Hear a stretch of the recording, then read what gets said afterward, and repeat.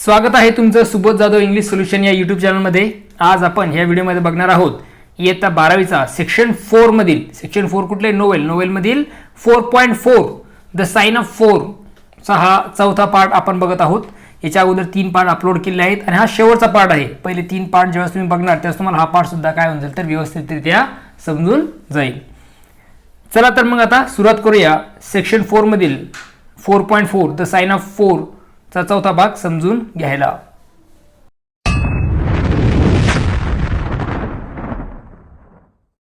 The sign of 4 चा हा चौथा पाठ आपण बघतोय. त्यामध्ये आपण बघतो आहोत chapter number 3 in quest of a solution, म्हणजेच उत्तराचा शोधार्थ ते फिरता आहेत. नंबर 2 जो आहे चॅप्टर त्यामध्ये आपण बघितलं की काय अडचणी आल्या आहेत किंवा केस नेमकं काय आहे. ओके, तिची प्रस्तावना आपण बघितली. आता हे समजून घेतोय. बघा सुरुवात करतोय मी. It was 5:30 before Holmes return. Holmes परत येईपर्यंत 5:30 वाजून गेले होते. He was bright, eager and in excellent spirits, a mood which in his case alternated with fits of the blackest depression. ते आनंदी, उत्सुक आणि उत्साहात होते. कोण? Mister Holmes. ते कसे होते? आनंदी होते, उत्सुक आणि उत्साहामध्ये ते होते. हा त्यांचा मूड अधूनमधून उदासीनतेत बदलत होता. डिप्रेशन म्हणजे ब्लॅकेस्ट डिप्रेशन म्हणजे कधी मध्ये तो उदासीनतेमध्ये बदलत होता. There is no great mystery in this matter, he said, taking the cup of tea which I had poured out for him. या प्रकरणात फार मोठं रहस्य नाही. मी त्यांच्यासाठी ओतलेल्या चहाचा कप उचलत ते म्हणाले. म्हणजे ते चहाचा कप व्यवस्थित त्यांच्यासाठी भरला वॅटसनने. त्याच्यानंतर ते म्हणतात की there is no mystery, great mystery in this matter. यामध्ये कुठल्या प्रकारची काय नाही तर मिस्ट्री किंवा मोठं असं रहस्य यामध्ये नाही. जसं की मी तुम्हाला पार्ट 3 मध्ये सुद्धा सांगितलेलं आहे की डॉक्टर वॅटसन, ज्यांचं नाव आहे जॉन वॅटसन, ते काय आहेत तर या नोवेलमध्ये ते नॅरेटरच्या भूमिकेत आहेत. म्हणजे जो आय आहे, I had poured out for him, म्हणजे मी त्यांच्यासाठी चहा ओतला. त्याच्यातलं मी म्हणजे कोणतं? Doctor Watson. हे लक्षात असू द्या. The facts appear to admit of only one explanation. वस्तुस्थितीतून फक्त एकच स्पष्टीकरण समोर येत आहे. What? You have solved it already? काय? तुम्ही हे प्रकरण आधीच सोडवलं? कोण विचारताय आता? डॉक्टर वॅटसन विचारतायत. Well, that would be too much to say. असं म्हणणं जरा अतिच होईल. I have discovered a suggestive fact, that is all. मी फक्त एक सूचक गोष्टींचा शोध लावला आहे. सूचक गोष्टी, suggestive facts. Okay. It is however very suggestive. मात्र ती कशी तर अतिशय सूचक आहे. The details are still to be added. त्यात डिटेल्स जोडणं अजून बाकी आहे. म्हणजे जे काही तपशील आहे तो जोडायचा अजून बाकी आहे. डिटेल्स म्हणजे तपशील. I have just found on consulting the back file of the Times, the Major Sholto of Upper Norwood, late of the 34th Bombay Infantry, died upon the 28th April 1882. इथे काय म्हणतो की टाइम्सचा मागील फाईलचा तपास करताना 34व्या बॉम्बे इन्फंट्रीच्या उत्तरार्धात अप्पर नॉर्वडचे मेजर शॉल्टो 28 एप्रिल 1882 रोजी मरण पावले. हे मला समजलं. I may be very obtuse Holmes, but I fail to see what this suggestion. Holmes, मी कदाचित खूप मंद असेल, म्हणजे मला इझिली अंडरस्टँड होत नसेल किंवा मी खूप मंद असेल, परंतु I fail to see what this suggest. पण यातून काय सूचित होतं आहे हे मला समजत नाही. No, you surprise me. नाही, तुम्ही मला अचंबित करता. Look at it in this way then. मग असा विचार करून पहा. आता कसा विचार करून पहा ते सांगतोय. कॅप्टन मॉस्टन डिसॅपियर्ड. कॅप्टन मॉस्टन हे काय झाले तर डिसॅपियर झाले, गायब झाले. The only person in London home he could have visited is major Sholto. Doctor जे की कॅप्टन मॉस्टन आहे ते गायब होतात. लंडनमध्ये ज्या एकमेव व्यक्तीला ते भेटू शकले असते ती म्हणजे मेजर शॉल्टो. बरोबर आहे. म्हणजे लंडनला आल्यानंतर कॅप्टन मॉस्टन कोणाला भेटणार? शॉल्टोलाच भेटणार, कारण तेच त्याच्या ओळखीचे होते. अशा प्रकारे विचार करून बघा असं म्हणतायत Holmes. Major Sholto denies having heard that he was in London. आता ते लंडनमध्ये असल्याचं ठाऊक नव्हतं असं मेजर शॅल्टो म्हणतात. म्हणजे मेजर शॅल्टोने काय केलं तर ते डिनाय केलं. डिनाय म्हणजे नाकारलं, की त्याला तिने सांगितलं की मला माहित नाही की ते इथे लंडनमध्ये होते म्हणून. 4 years later शॅल्टो डाईड. 4 वर्षानंतर शॅल्टोचा मृत्यू होतो. Within a week of his death, Captain Morstan's daughter receives a valuable present which is repeated from year to year and now culminates in a letter which describes her as a wrong woman. त्यांच्या मृत्यूनंतर एका आठवड्यात captain मॉर्स्टनच्या मुलीला एक मौल्यवान भेटवस्तू मिळते आणि त्यानंतर तिला दरवर्षी ती मिळत राहते. म्हणजे तिचे वडील कॅप्टन मॉर्स्टन ज्यावेळेस मरतात त्यांच्या मुलीला एक मौल्यवान भेटवस्तू मिळते आणि त्यानंतर ती दरवर्षी मिळत राहते. आणि त्यात आता त्यावर कळस म्हणजे तिच्यावर अन्याय झाल्याचं वर्णन करणारं पत्र तिला मिळालं. And now culminates in a letter which describe her as a wrong woman. तिच्यावर अन्याय झाल्याचं पत्र तिला मिळालं. What wrong can it refer to except this deprivation of her father. वडिलांना गमावण्याव्यतिरिक्त दुसऱ्या कुठल्या चुकीचा संदर्भ त्यात असावा. And why should the presents begin immediately after Sholto's death. आणि शॅल्टोच्या मृत्यूनंतर लगेच भेटवस्तू यायला का सुरुवात झाली किंवा का सुरुवात व्हावी. Unless it is that Sholto's heir knows something of the mystery and desires to make compensation. याचा अर्थ शॅल्टोच्या वारसदारांना किंवा वारसदाराला या रहस्याबद्दल काहीतरी माहिती आहे आणि तो झालेल्या चुकीची भरपाई करू इच्छितो. कॉम्पन्सेशन म्हणजे काय तर भरपाई, नुकसान भरपाई ज्याला आपण म्हणतो, तर तो नुकसान भरपाई करू इच्छितो असं कोणाला वाटतं, होम्सला वाटतं. Have you any alternative theory which will meet the fact. तुझ्याकडे या व्यतिरिक्त, या वस्तुस्थिती व्यतिरिक्त किंवा या वस्तुस्थितीला जोडणारे दुसरे कुठलं एखाद्या पर्याय स्पष्टीकरण आहे का असा प्रश्न ते विचारत आहेत. But what a strange compensation. पण किती विचित्र नुकसान भरपाई. And how strangely made. आणि किती विचित्र पद्धतीने केलेली आहे. Why to should he write a letter now rather than 6 years ago. Okay, त्याने आत्ताच पत्र का पाठवावं. त्याने 6 वर्षापूर्वी करायला हवं होतं तो आता का बरं करतोय. Again the letter speak of giving her justice. आणि त्या लेटरमध्ये देखील काय लिहिलं आहे की तिला काय मिळणार आहे तर जस्टिस, तिला काय मिळणार आहे तर न्याय मिळणार आहे. What justice can she have. तिला कुठल्या प्रकारचा न्याय मिळणार आहे. It is too much to suppose that her father is still arrive. तिचे वडील अद्याप जिवंत आहेत असं समजणं अतिशयोक्तीचं ठरेल. स्टील अराइव्ह म्हणजे ते आहेत असं अतिशयोक्ती होईल.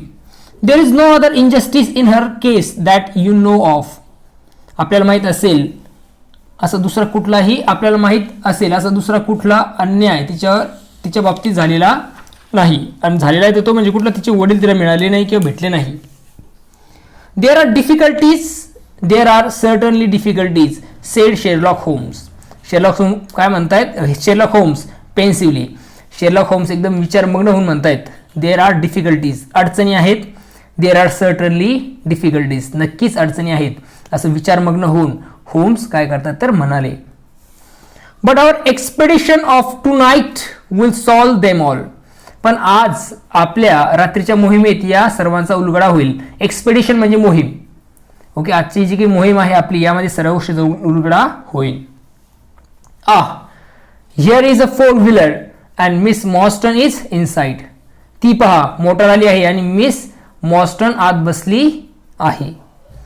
ती 4-wheeler मध्ये बसून मिस मॉर्स्टन तिथे आली. Are you all ready. तुम्ही तयार आहात. Then we had better go down for it is a little past the hour. चला मग आपण आता उतरायला हवं कारण थोडा उशीर झाला आहे. I picked up my hat and my heaviest stick but I observe that Holmes took his revolver from his drawer and slipped it into his pocket. मी माझी टोपी आणि सर्वात जड काठी उचलली, हेविएस्ट स्टिक उचलली, पण होम्सने ड्रॉवरमधून त्याचं रिव्हॉल्वर काढून ते खिशात टाकलेलं मी पाहिलं. It was clear that he thought that our night's work might be a serious one. म्हणजे तिने जेव्हा रिव्हॉल्वर खिशात टाकली त्यावेळेस त्याला असं वाटलं कदाचित आज रात्रीचं जे आपलं काम आहे किंवा कार्य आहे ते गंभीर असू शकतं, हे त्याच्या लक्षात आलं असावं. इथे हे स्पष्ट होतं. Miss Morstan was muffled in a dark cloak and her sensitive face was composed but pale. Mrs मॉर्स्टनने एक गडद रंगाचा बुरखा परिधान केला होता, पांघरला होता. तिचा जो संवेदनशील चेहरा आहे तो शांत पण निस्तेज वाटत होता. पेल म्हणजे निस्तेज. ओके, तिचा शांत असा चेहरा आहे तो कसा compose was compose but pale, निस्तेज तो असा वाटत होता. She must have been more than women if she did not feel some uneasiness at the strange enterprise upon which we were embarking, yet her self-control was perfect and she readily answered the few additional questions which Sherlock Holmes put on her. आम्ही जे धाडसी कृत्य करण्यासाठी निघालो होतो त्यामुळे तिला अस्वस्थ वाटत असेल तर एका स्त्रीसाठी स्वाभाविकच आहे. म्हणजे तिला असं वाटणं हे स्वाभाविक आहे कुठल्या स्त्रीसाठी. तरी तिचा जो निग्रह आहे तो ठाम होता. त्यामुळे शेरलॉक होम्सने विचारलेल्या म्हणजेच what ever the he readily answer the few additional questions, जे की आणखीन काही प्रश्न विचारले शेरलॉक होम्सने, तिचे उत्तरं तिने काय केली तर सहजपणे दिलीत. Major Sholto was a very particular friend of papa's, she said. ती म्हणाली मेजर शाल्टो हे पप्पांचे खास मित्र होते. His letters were full of allusions to the major. त्यांच्या पत्रात मेजरचा कायम उल्लेख होता. He and papa were in command of the troop at the Andaman island. Andaman बेटावर ते म्हणजे मेजर शाल्टो आणि तिचे पप्पा सैन्य दलात प्रमुख होते. So they were thrown a great deal together. त्यामुळे त्यांना एकत्रपणे खूप गोष्टींना तोंड द्यावं लागलं. By the way, a curious paper was found in papa's desk which no one could understand. अजून एक म्हणजे बाय द वे म्हणजे अजून एकदा म्हणजे पप्पांच्या डेस्कमध्ये एक गमतीशीर कागद सापडला पण त्याचा कोणालाही अर्थ समजू शकला नाही. आता तो गमतीशीर कागद काय बघा. I don't suppose that it is of slightest importance but I thought you might care to see it so I brought it with me. आता ती म्हणते की त्याचा अर्थ आम्हाला कोणाला समजू शकला नाही परंतु माझ्या मते तो फार महत्त्वाचा नाही.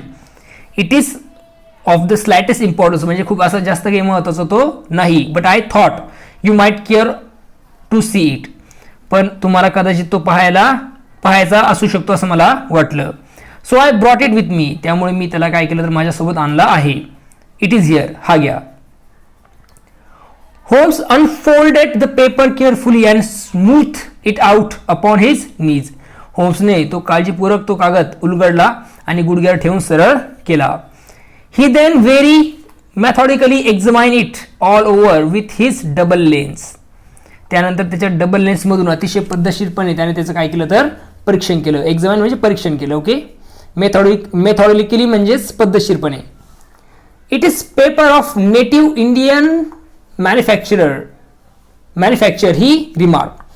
आता तो काय म्हणतोय की हा मूळ भारतीय बनावटीचा कागद आहे.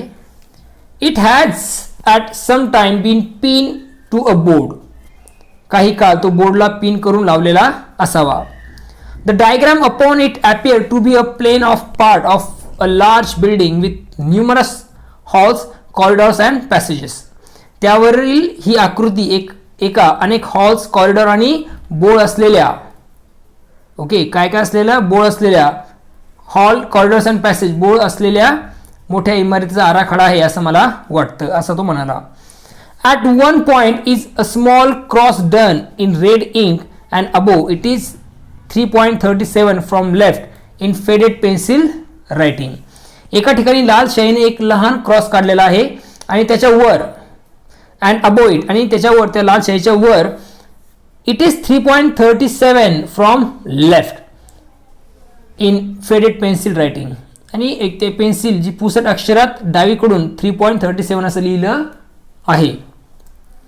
In the left hand corner is a curious hieroglyphic like 4 crosses in a line with their arms touching.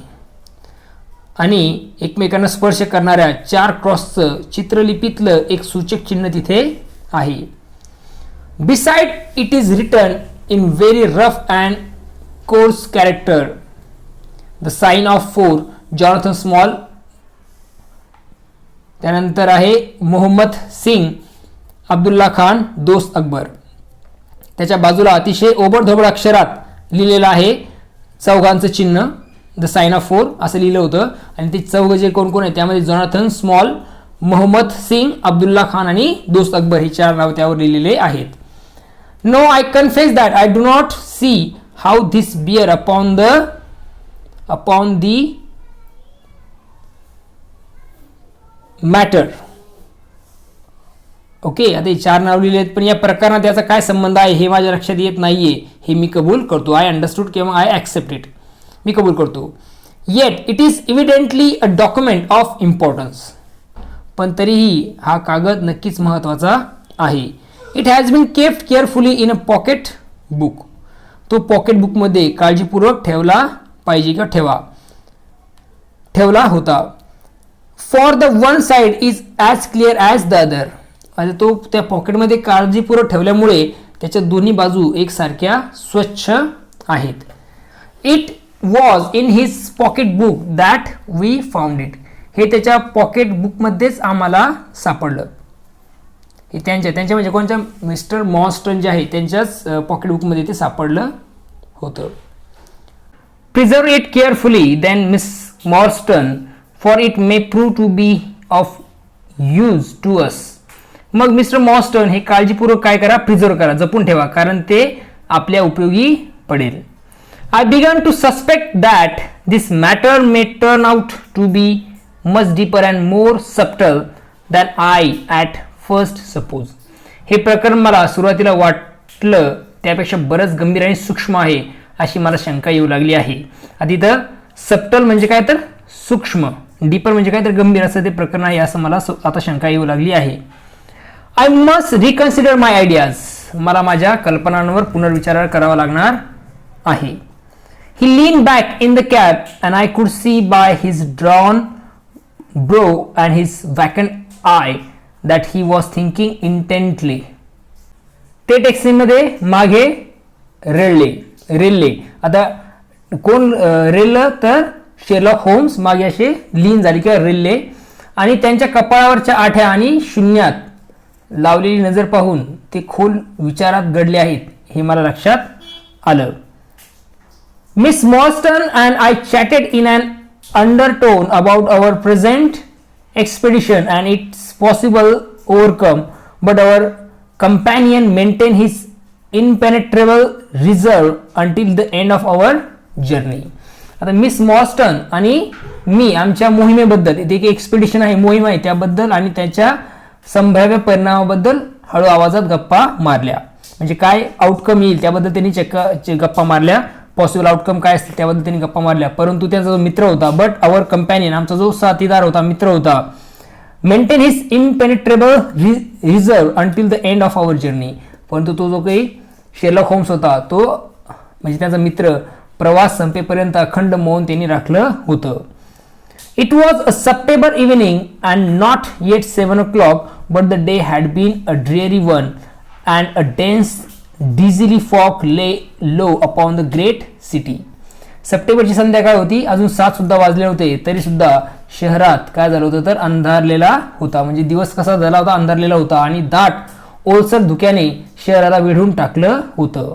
जो डिझिली फॉग आहे म्हणजे धुकं जे आहे त्यांनी काय केलं होतं, पूर्ण शहराला वेढलं होतं. Mud coloured clouds dropped sadly over the मडी स्ट्रीट. ओके, मातकट म्हणजे मातीच्या रस्त्यांना काळ्या ढगांनी झाकोळून टाकलं होतं. जे की मातीचे रस्ते आहेत त्यांना काय केलं होतं तर या ढगांनी काय केलं होतं, पूर्णतः काय केलं होतं तर झाकोळून टाकलं होतं. Okay, down the Strand the lamps were but misty splotches of diffuse light which threw a feeble circular glimmer upon the slimy pavement. Okay, रस्त्याच्या कडेने लावलेल्या दिव्यांच्या प्रकाशाचे अंधुक ठिपके ओलसर गुळगुळीत फुटपाथावर वर्तुळाकार मिणमिणता प्रकाश फेकत होते. The yellow glare from the shop windows steamed out into the steamy, vaporous air and threw a murky, shifting radiance across the crowded thoroughfare. दुकानांच्या खिडक्यातला पिवळसर उजेड दमट हवेत झिरपत होता आणि गजबजलेल्या रस्त्यावर उजेड आणि सावल्यांचा सरकता खेळ चालू होता. There was to my mind something eerie and ghost-like in the endless procession of faces which flitted across these narrow bars of light, sad faces and glad, haggard and merry. Okay, त्या प्रकाशाच्या बारीक तिरिपीतून लगबगीने पुढे जाणारे अगणित असे चेहरे, खूप जास्त असे चेहरे पाहताना माझ्या मनात गूढ भीतीदायक विचार येत होते.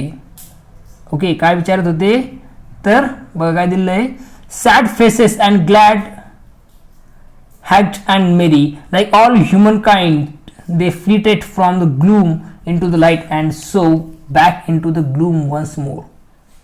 वन्स मोर म्हणजे काही चेहरे जे आहेत ते कसे होते तर आनंदी, तर काही दुःखी चेहरे, निस्तेज तर काही उत्साही चेहरे पाहताना त्यांच्या मनात असं विचार, भीतीदायक विचार येत होते. सर्व माणसासारखे तेही अंधारातून प्रकाश येत होते आणि पुन्हा एकदा अंधारात गुडूप होऊन जातो अशा प्रकारचे तिथे चेहरे होते. I am not subject to impressions but the dull heavy evening with the strange business upon which we were engaged combine to make me nervous and depressed. Okay, अशा कुठल्या गोष्टीचा माझ्या मनावर कधी परिणाम होत नाही, पण ती कंटाळवाणी जळ संध्याकाळ आणि आम्ही त्या विलक्षण कामात गुंतलो होतो, त्या सर्वांच्या एकत्रित परिणामामुळे मला अस्वस्थ आणि उदास वाटत होतं, डिप्रेस्ड वाटत होतं, nervous. I could see from miss Morstan's manner that she was suffering from the same feeling. Okay, miss मॉर्स्टनच्या आविर्भावावरून तिलाही अशाच भावनांनी ग्रासला आहे हे मला जाणवलं होतं किंवा जाणवत होतं. Holmes alone could rise superior to pretty influences. एकटे होम्स या क्षुल्लक गोष्टींच्या प्रभावातून पुरून उरले होते, त्यांच्यावर कुठल्या प्रकारचा परिणाम झालेला नव्हता असं म्हणता येईल. He had his open notebook upon his knee and from time to time he jotted down figures and memoranda in the light of his pocket lantern. त्यांनी आपली उघडी वही मांडीवर ठेवली होती आणि वेळोवेळी ते काय करत होते, त्यांच्या पॉकेट लॅटर्नच्या उजेडात आकृत्या काढत होते आणि नोंद ते करत होते त्याच्या त्या नोंदवही त्या वहीमध्ये. At the Lyceum theatre the crowds were already thick at the side entrance.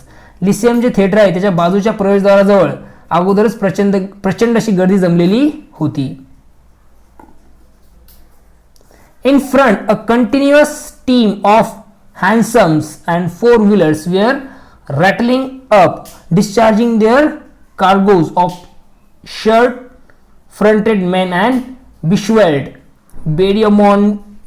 डायमंडेड women.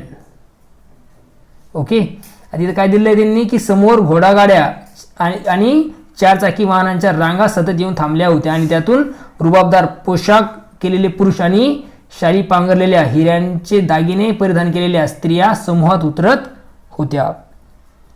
We had hardly reach the third pillar which was our rendezvous before a small dark brisk man in the dress of a coachman accosted us. The rendezvous म्हणजेच काय तर संकेतस्थळ. Okay, इथे काय सांगितलेलं आहे की आम्ही आमच्या संकेतस्थळ असलेल्या तिसऱ्या खांबापाशी जेमतेम येऊन पोहोचलो तेवढ्यात एक कोचमन वेशातला लहान खुरा म्हणजे छोटा, लहान स्मॉल, डार्क म्हणजे सावळा आणि ब्रिक्स मॅन म्हणजे चपळ मनुष्य आमच्यापाशी घाईने चालत आला. Are you the parties who come with miss Morstan he asked. त्याने विचारलं की मिस मॉर्स्टन बरोबर येणारी पार्टी तुमचीच आहे का. I am miss Morstan and these two gentlemen are my friends she said. ती म्हणाली की मी मिस मॉर्स्टन आहे आणि हे दोघे ग्रस्त माझे मित्र आहेत असं उत्तर मिस मॉर्स्टनने दिलं. He bent a pair of wonderfully penetrating and questioning eyes upon us. त्याने भेदक आणि प्रश्नार्थक डोळ्यांनी आमच्याकडे रोखून पाहिलं. ओके, क्वेश्चनिंग आहे, प्रश्नोत्तर डोळ्यांनी बघितलं. You will excuse me miss, he said with a certain dogged manner, but I was to ask you to give me your word that neither of your companions is a police officer. Miss मला माफ करा, तो निग्रहीपणे म्हणाला. He said with certain docked manner. पण तुम्ही तुमचा कोणी साथीदार पोलीस अधिकारी नाही असा मला तुम्ही शब्द द्या. या तुमचा कंपॅनियन साथीदार आहे तो पोलीस ऑफिसर नाही असा मला शब्द द्या. I give you my word on that, she answered. तिने उत्तर दिलं की मी तसा तुम्हाला शब्द देते. He gave a shrill whistle on which a street Arab laid across a four-wheeler and opened the door. त्याने एक कर्कश शिट्टी, विसल म्हणजे काय शिट्टी वाजवली आणि ती वाजवल्याबरोबर रस्त्यावरच्या एका अरबाने चारचाकी गाडी आणली आणि तिचा दरवाजा उघडला. Open the door. The man who had address us mounted to the box while we took our place इन side.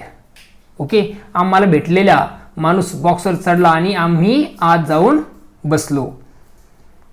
We had hardly done so before the driver whipped up his horse and we plunged away at the furious pace through the foggy street. Okay, आम्ही बसताक्षणी ड्रायव्हरने आपला घोडा पळवला आणि आम्ही धुंग भरल्या रस्त्यांवर वेगाने, म्हणजे जिथे धुका आहे, खूप जास्त धुका आहे त्या रस्त्यावर आम्ही वेगाने निघालो. ओके, फ्युरियस पेस, फॉगी स्ट्रीट म्हणजे खूप असं धुकं तिच्यावर होतं आणि त्या रस्त्यावर हे वेगाने निघाले. The situation was a curious one. आता सिच्युएशन, परिस्थिती कशी होती, खूप रंजक होती. We were driving to an unknown place on an unknown errand. Okay, आम्ही एका अज्ञात ठिकाणी एका अज्ञात कामासाठी गाडीने निघालो होतो. Eight our invitation was either a complete hoax, which was an inconceivable hypothesis, or else we had good reason to think that important issues might hang upon our journey. मात्र ते आमंत्रण एकतर पूर्ण फसवणूक असणार आहे, एक अतर्क अंदाज होता, किंवा आमच्या प्रवासात एखादी महत्त्वाची घटना घडण्याची दाट शक्यता बाळगण्यासाठी आमच्याकडे पुरेसे कारण होतं. Miss Morstan's demeanour was as resolute and collected as ever. आता यामध्ये मिस मॉर्स्टनचं वागणं नेहमीप्रमाणे शांत आणि संतुलित होतं. I endeavored to cheer and amuse her by reminiscences of my adventures in Afghanistan. मी अफगाणिस्तानमधील माझ्या साहसांच्या आठवणी सांगून तिला आनंदित करण्याचा प्रयत्न करत होतो. तिचं मनोरंजन करण्याचा प्रयत्न करत, म्हणजे यांनी प्रयत्न केला, कोणी, डॉक्टर वॅटसनने. But to tell the truth I was myself so excited at our situation and so curious as our destination that my stories were slightly involved. पण खरं सांगायचं तर मी आमच्या परिस्थितीबद्दल स्वतः इतका उल्हासित होतो आणि जाण्याच्या ठिकाणाबद्दल उत्सुक होतो की माझ्या कथेत फार गुंतलो नव्हतो. ओके, म्हणजे तो त्या कथेमध्ये जास्त गुंतलेला नव्हता, कारण तो जाण्यासाठी उत्सुक होता त्या ठिकाणी. To this day she declare that I told her one moving अँसिडोट as how a musket looked into my tent at the dead of night and how I fired a double-barreled tiger cub at it. Okay, त्याबद्दल miss मॉर्स्टन आजही सांगते की मध्यरात्रीच्या सुमारास माझ्या टेंटमध्ये एक छावा कसा डोकावला, म्हणजे टायगर कसा डोकावला, टायगर कब म्हणजे टायगरचा मुलगा, छोटं टायगर कसा तो डोकावला आणि मी त्याच्यावर दुहेरी बंदूक कशी चालवली याचा हेलावून टाकणारा किस्सा मी तिला सांगितला. कोणला? मिस मॉर्स्टनला. ॲट फर्स्ट म्हणजे सुरुवातीला I had some idea as to the direction in which we were going. सुरुवातीला आम्ही कोणत्या दिशेला जात होतो याचा मला अंदाज आला होता. बट सून, परंतु लवकरच, what with our pace, the fog and my own limited knowledge of London, I lost my bearing. परंतु लवकरच आमच्या वेगामुळे म्हणजे पेसमुळे, धुक्यामुळे आणि लंडनबद्दल माझी जी मर्यादित माहिती होती त्यामुळे माझा अंदाज चुकला होता. And knew nothing save that we seem to be going a very long way. अंदाज चुकला होता, फक्त आम्ही खूप दूर जात आहोत याची मला जाणीव होते. Sherlock Holmes was never at fault. However, he muttered the names as the cab rattled through squares and in and out by tortuous by street. तरीही शेरलॉक होम्सची कधीही चूक होत नसे, तरी आमची गाडी चौकातून आणि रस्त्यातून आणि वेड्यावाकड्या गल्लीबोळातून जात असताना ते वाटेत येणारी नावे उच्चारत होते. Rochester Row, he said. ते म्हणाले Rochester Row. Now Vincent Square. आता Vincent Square. Now we come out on the Vauxhall Bridge Road. आता आपण कुठे आलो तर वॉक्सल ब्रिज रोडवर आलो आहोत असं त्याने सांगितलं. We are making for the Surrey side apparently. आता आपण सरीच्या बाजूला चाललो आहोत असं दिसतंय. Surrey side. Yes I thought so. होय मला वाटतच होतं. You can catch glimpses of the river. आता आपण पुलावरून आहोत, तुम्हाला नदी पाहता येईल.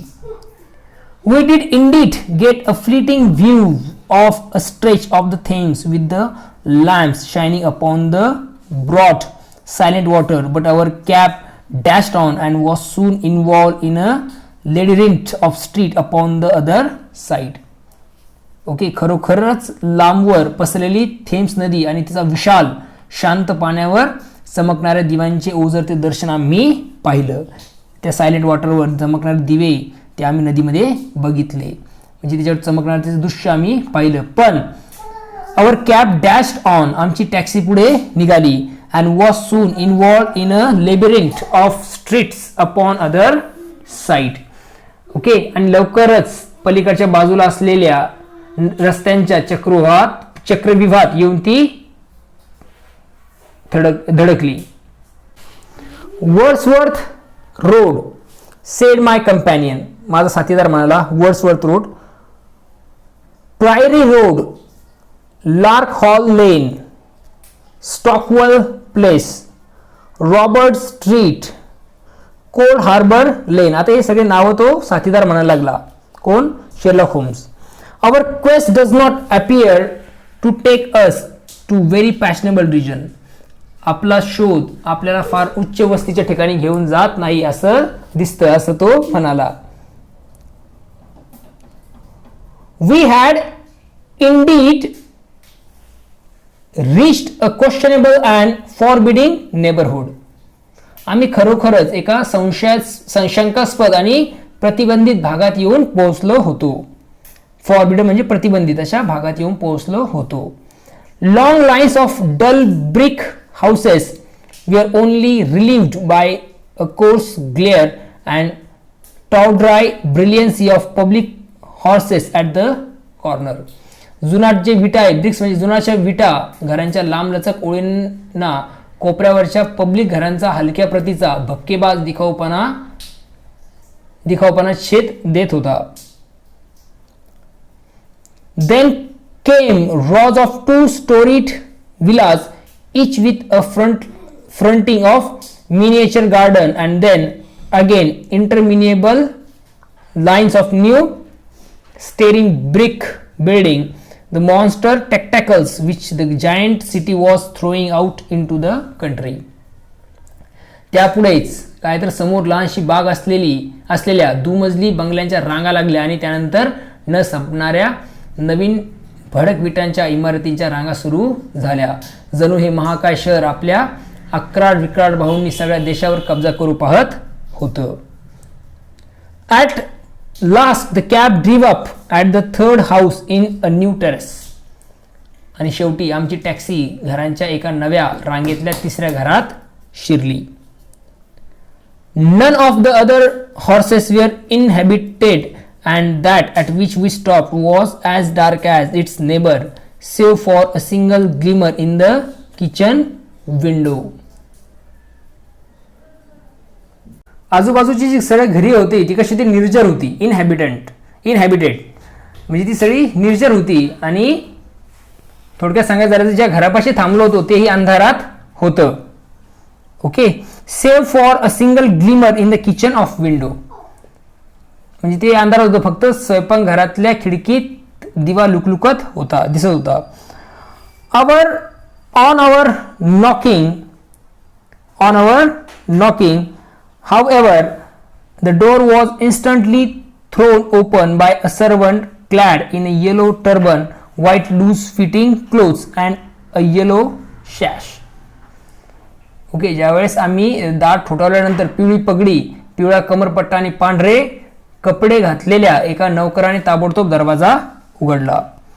There was something strangely incongruous in this oriental figure framed in the commonplace doorway of a third-rate suburban dwelling house. एक निम्नस्तरीय उपनगरीय घराच्या प्रवेशद्वारात उभी असलेली ती भारतीय व्यक्ती विचित्र आणि विसंगत वाटत होती. इंडियन व्यक्ती तो सर्वंट होता. बघा, रायटर ब्रिटिश आहे, सर्वंट भारतीय. जास्त बोलणार नाही, पुढे जाऊया.